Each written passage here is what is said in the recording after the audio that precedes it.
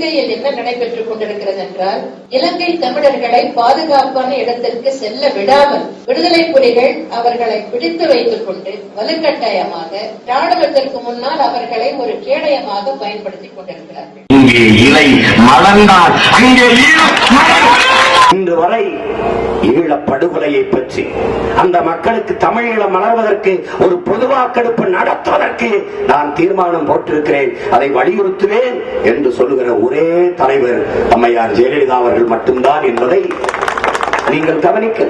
திராவிட சுடுகாட்டுல 3 பேர் படுத்திருக்காங்க, ஒரு பொம்பளையும் படுத்திருக்கு. அந்த இடத்துல ஒரு ஆள் படுத்திருக்கு, அம்மையார் ஜெயலலிதா. நாளும் குரலோடு நானும் வருவதற்கு தோளை கொடுங்கள் தொடர்ந்து. நன்றி மிகச் சொன்னேன் என்றுமே யூரவு நின்று நிலைக்க விளைவு.